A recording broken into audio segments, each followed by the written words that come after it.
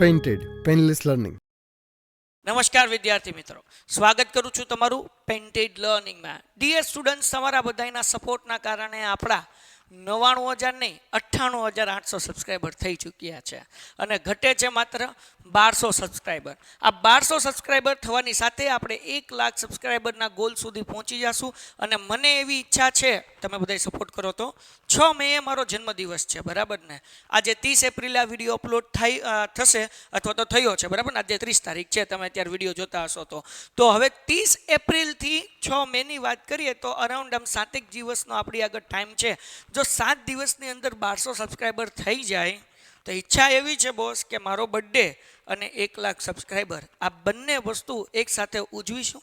અને સાથે સાથે પ્લાનિંગ એવો છે કે 6 મઈએ 1 લાખ સબસ્ક્રાઈબર થઈ જાય તો ભાવનગરમાં અમે છીએ તો ભાવનગરમાં જેટલા ગરીબ છોકરાઓ છે એ બધાઈને, ગરીબ લોકોને આપણે સરસ મજાનું જમણવાર પણ કરાવીશું. તો આપણો ટાર્ગેટ એ છે 6 મે સુધી તમારે 1 લાખ સબસ્ક્રાઈબર સુધી પહોંચાડવાનું છે. તમારા મિત્રોને આ વિડીયો શેર કરી દો, તમારા ભાઈબંધ દોસ્તાર, તમારા ઘરમાં જેટલા મોબાઈલ હોય બધામાંથી ચેનલ સબસ્ક્રાઈબ કરો કે જેથી કરીને 6 મેના દિવસે હું એનો લાઈવ વિડીયો પણ મૂકીશ કે જે આપણે ગરીબ લોકોને સરસ મજાનું ભોજન કરાવીશું અને સાથે સાથે એક સેલિબ્રેટ કરશું આપણા ટીચર સાથે પણ અને એ લોકોને સરસ મજાનું આપણે જમાડશું. આ બંને બ્લોગ ઉતારીશું અને બંને બ્લોગનો જે છે વિડીયો આપણે અપલોડ કરશું.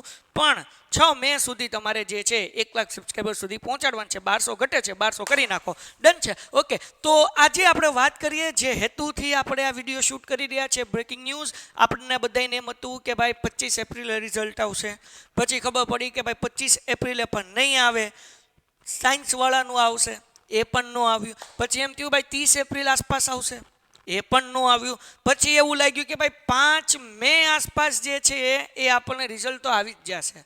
તો હવે એ પણ આવવાનું નથી. 5 મે તમે જો છો, 5 મે પણ રિઝલ્ટ નહીં આવે, બરાબર? સૂત્રથી આપણને જાણવા મળ્યું છે. તો સાહેબ ક્યારે રિઝલ્ટ આવશે?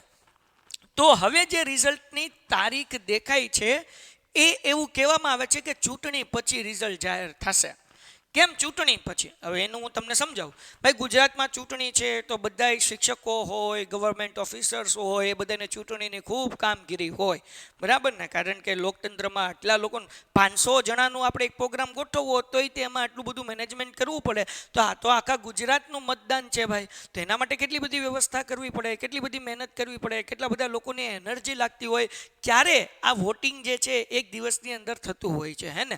હવે તમે એમ કહેશો સાહેબ અમારે અમારા પેરેન્ટ્સને શું કહેવું, કોને વોટ આપવો જોઈએ? તો આ એક વાત આવી છે વચમાં, તો લેતા જઈએ. તો ડિયર સ્ટુડન્ટ, 7 મે પહેલું કામ એ કરજો કે તમારા પેરેન્ટ્સને વિનંતી કરજો કે એ 100% વોટ આપવા જાય ને જાય. વોટ આપવો એ આપણો અધિકાર છે અને બધાને વોટ આપવાના. કોને આપવા તો એ હવે તમારી ઉપર છે. તમે કોઈ પણ તમારે ક્ષેત્રમાં જે વ્યક્તિ ઊભો હોય એ વ્યક્તિને તમે યોગ્ય જે હોય એને મત આપી શકો છો.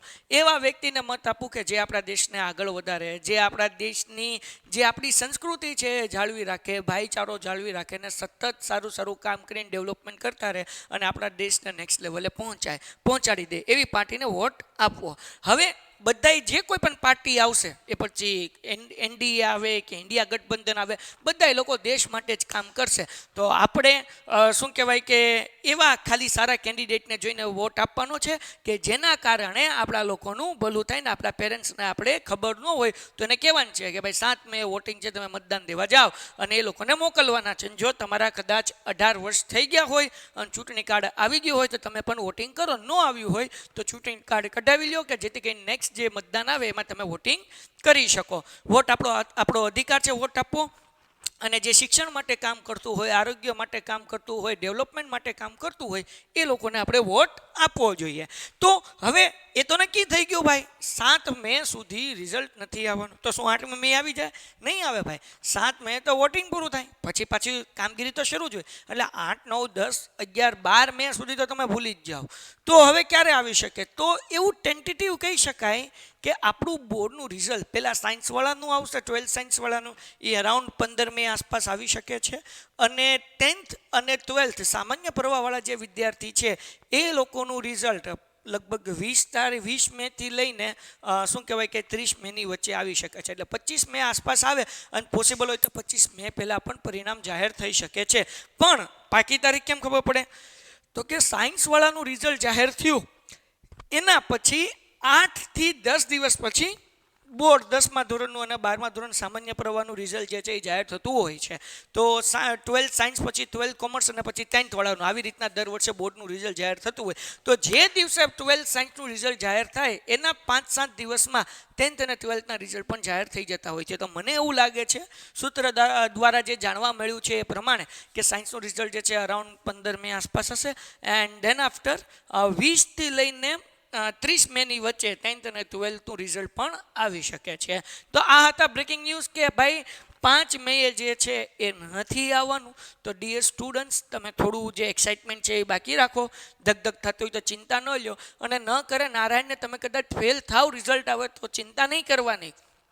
5% ઓછા આવી ગયા તોય ચિંતા નહીં કરવાની. કેમ? તો કે ભાઈ રિઝલ્ટ વધઘટ થતું રહે, બીજી વખત સારો પ્રયત્ન કરવાનો. તમે 10thમાં છો તો 3 વિષયમાં ફેલ થયા હશો તો ફરીથી એક્ઝામ આપી શકશો, અને જો તમે 12thમાં છો સાયન્સમાં તો પછી તમે ફેલ થયા હોય તો બધા વિષયની ફરીથી એક્ઝામ આપી શકશો. કોમર્સની અંદર 2 સબ્જેક્ટ, આર્ટ્સની અંદર 2 સબ્જેક્ટમાં ફેલ થયા હોય તો તમે જુલાઈમાં ફરીથી પરીક્ષા આપી શકશો. અને 10th વાળાને આપણે તૈયારી કરાવવાના છીએ, રિપીટર સ્ટુડન્ટ્સને. પાર્થભાઈ જે છે એ ડિસ્ક્રિપ્શનમાં લિંક મૂકી દેશે.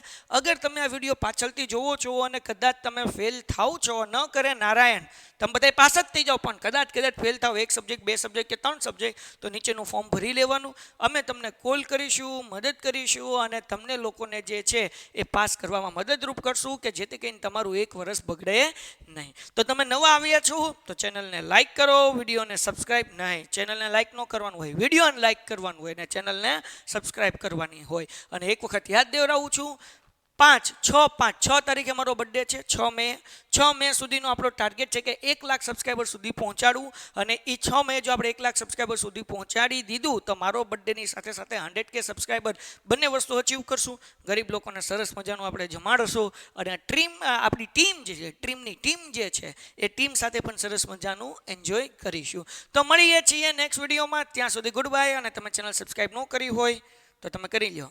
કરી લીધી ને? Thank you very much. Bye bye. Painted Painless Learning.